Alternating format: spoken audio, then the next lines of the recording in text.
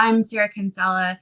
I'm an SLP and focusing on AAC, Augmentative Alternative Communication, with the Special Education Technology Center. I live in Seattle. And Brenda? Yeah, I am a communication device specialist and I live in Arizona right now. I do communication device evaluations and trainings for the state of Arizona and consult all over for that. But I'm originally from Washington, 37 years.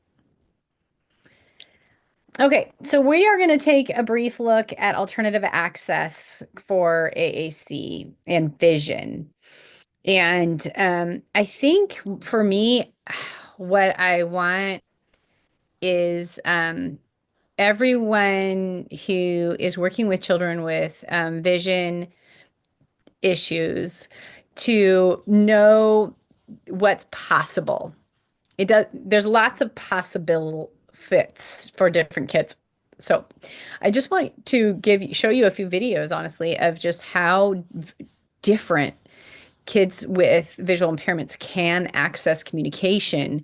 Some of it's using what little vision they have, and some of it requires no vision at all. And so I wanted to just kind of throw it out there for you, just a reference point. I do between 300 and 400 evaluations a year, and I have my data shows that about 40% of people with AAC have some visual impairment. And I did that through some research that I've done a couple years ago. But if anything, it's only gone up because ophthalmologists are getting better at diagnosing cortical visual impairments. So let's see. Okay, wait. Oh yeah. So we want to just first show you like what can it look like to access communication if your vision is poor. So right off the bat, I have to go out of this and I'm going to play a video of this little gal. And I hope you can hear it. Tell me if you can't. All right, we're all done swinging. Let's Can you hear it? Okay. see what our choices are, honey.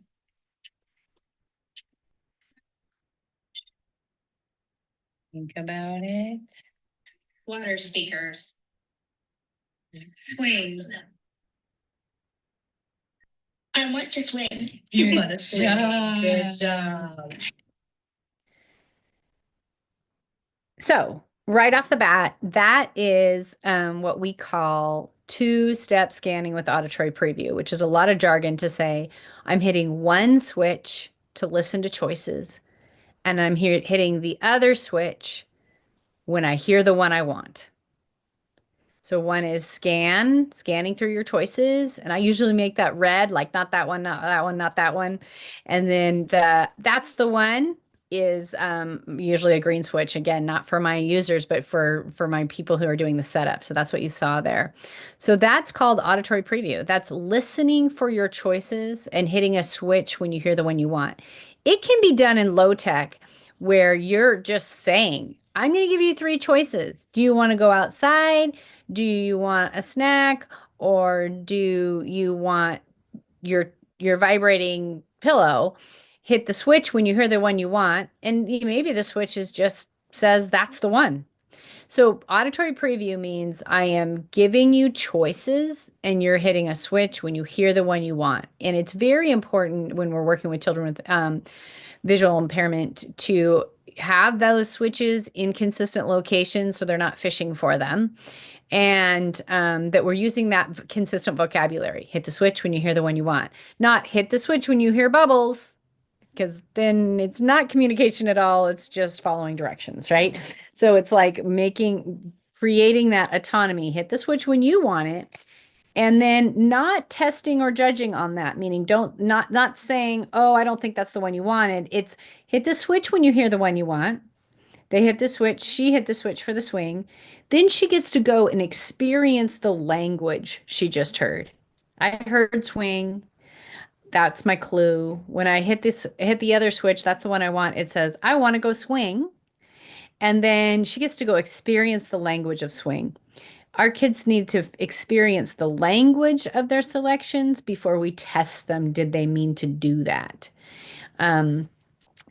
Verbal children will often say, no, no, no, no. And they experience, oh, do you want ice cream? The kid says, no. Then they experience no. You put the ice cream away and they go, wait, wait, wait, right? And they realize it matters which word I say.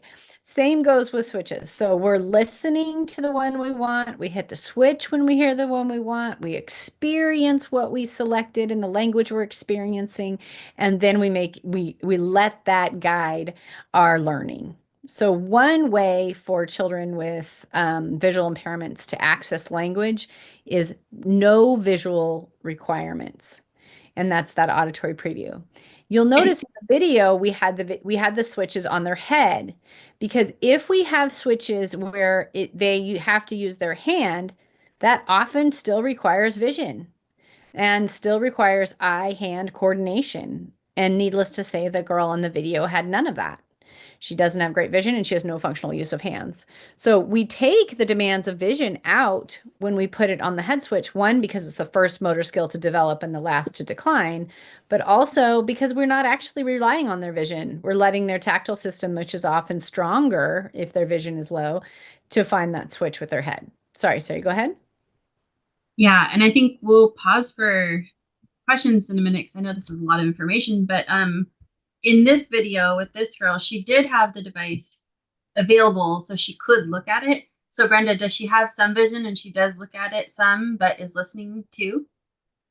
So actually, she in the beginning did not have the vision. So in that video, I span over to show just for the video's sake, but I'm standing in front of it because if we put the device in front of her, she was trying to look at the device and she wouldn't move her head at all. And so she had what appeared to be a little bit of a competing system where when she's listening, she wasn't able to use her vision. When she's trying to use her vision, she wasn't able to process language.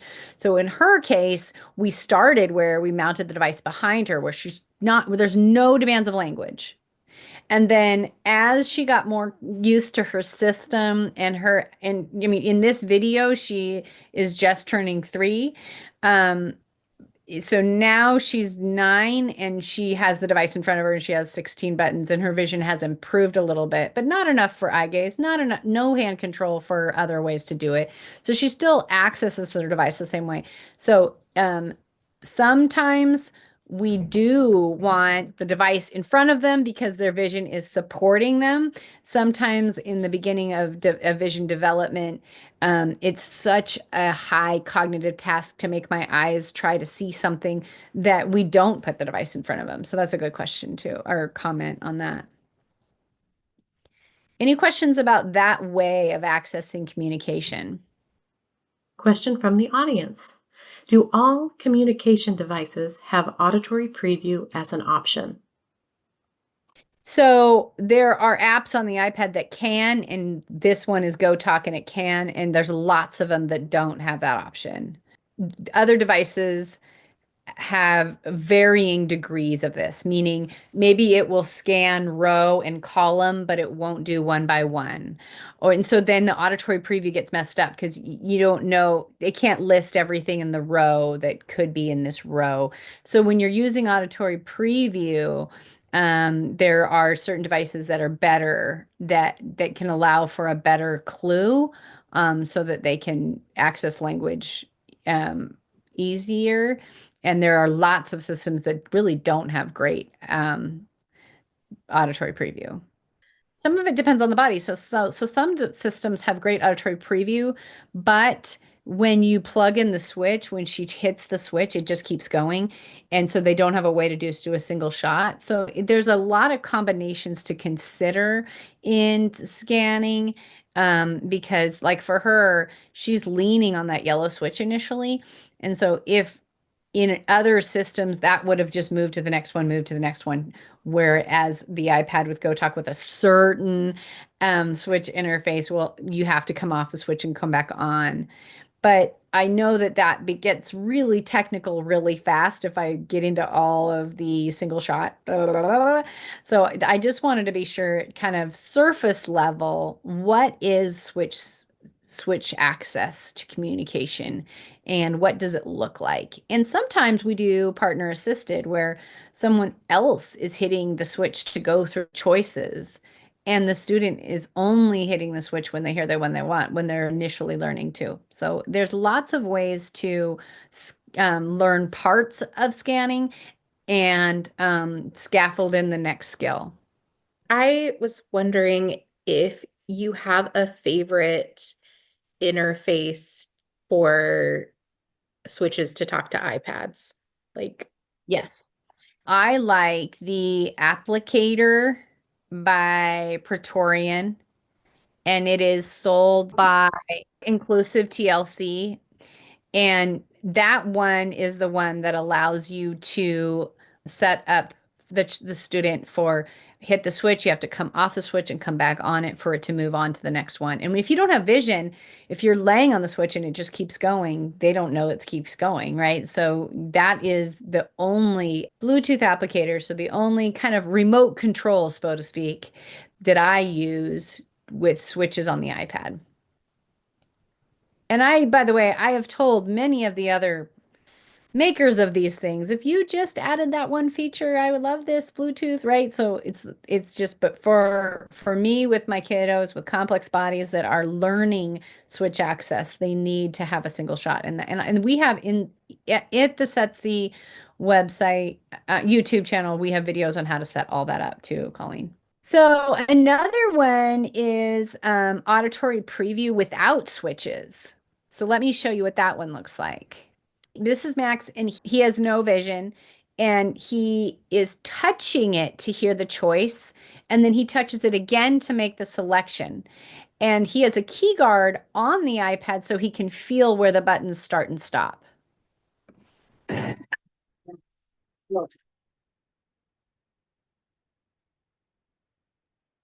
Drink. Drink.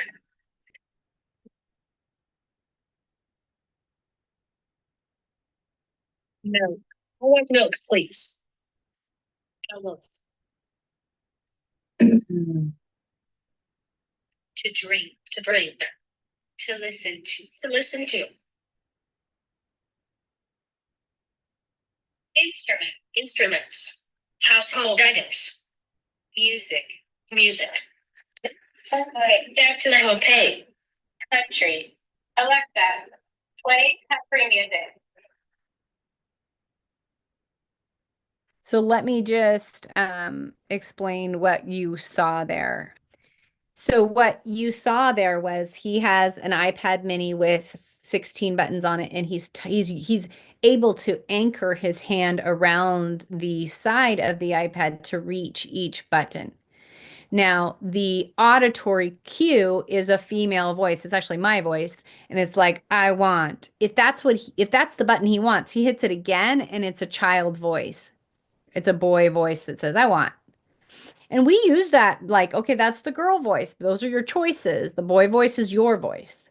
And so then he's listening to drink, to listen to music. And then when he hits it again, it says to listen to music in the boy voice. So he was able to run his Alexa.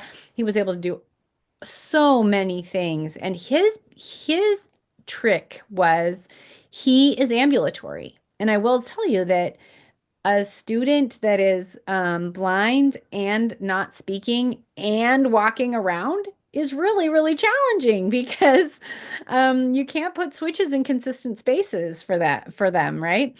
So for him, it made more sense to teach him how to use his hand to listen, listen, listen, and then hit it again when you hear the one you want. That's still auditory preview. But it's just without switches. Basically, the screen is used like a switch in that way. And I'll just add that for both of these examples, for this student using his finger and for the one using the girl using switches, the consistency of the buttons and the layout and how it's presented is so key, right? Because if we keep changing where those buttons end up or where what's on different cells, it's hard to get used to, just like when my husband took my phone and reordered some of my apps. And I was like, what? Where did my mail go? So just that consistency in how we present the auditory cue and then how the buttons stay on the system. And I will say too, yeah, you make a good point. So the research that Linda Burkhart does on auditory scanning, which has been around for decades, is to keep the sequence the same and add to the end of it. And when you see a person who is very good at switch access with auditory preview, it almost looks like Morse code. They're like gunk gunk gunk gunk gunk gunk gunk gunk gunk gunk, and then so it's like, and they say, "Hi, how are you?" And you're like, "Whoa, where'd that come from?" So they do get used to it's 1 2 3 4 1 2 1 1 2 1 1 1, and then they know they're like my address is, and you're like, "Wow." So they do learn the motor plans to specific things that they get to all the time, and you don't want to change that around. That's so true. So that is one. Sarah, the next one is partner assisted scanning. It might be one of your videos. No? Can you, I will here, let me like look at our, I don't have this on video. oh yeah, this one is not a video. This is, because I think we were going through them and then we described them below, but Yeah, partner you assisted covered, means that the communication partner is touching the buttons, and the communicator learning is only responsible to hit the switch when they hear the choice they want. or sometimes this could be with a light tech system. So you're going through options, and there's a video on what this might look like later. And then your student is indicating, yes, that's the one I want. So we always talk about how important it is for our students to have a yes and like an affirmation and negation that is with their body somehow. So they can do that, because at the end of the day, students are going to be using lots of different methods to access communication. They're not going to do partner assisted scanning their whole day, probably, or eye gaze their whole day. There's lots of different reasons and situations that they're going to use different options. Does anybody have questions about what this means, partner assisted scanning? Brenda, if you want to go down, I know we're still up in the top, but I think we were doing like a brief look and then going deeper, but there is a little right there on that 9. Yeah. I think I might not have put this link in the handout, which we have, but I will add it. We'll just play a few seconds. She would raise her hand. I would say, "Oh, your hand is raised. You have something to say." And I would begin scanning. I scan each column one at a time. Quick chat, something's wrong. I think it's, if she says yes, then I scan each one individually. Quick chat, something's wrong. I think it's yes. She says yes to I think it's. The number 4 tells me what page I need to go to. You can stop there, Brenda.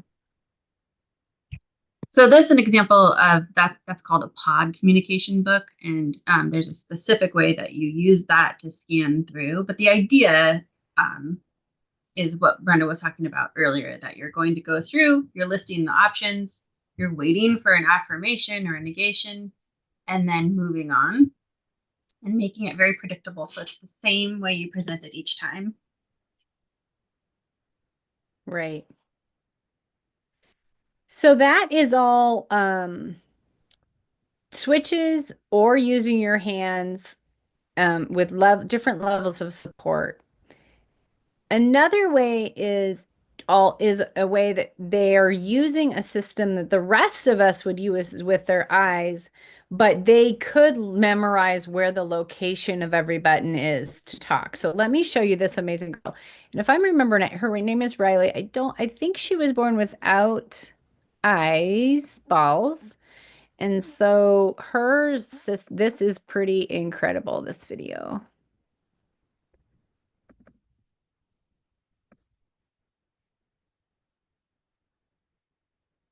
It's a thing that has whiskers and it has a tail. So if we put our hands up, it says, I. Can you read the whole line for me? I bet you this will be the very last thing now. I'm sorry, I made you go too far. It's a thing with whiskers and a tail. It probably says meow. So can you put your hands up and read the line? We put our hands up. It says, I like my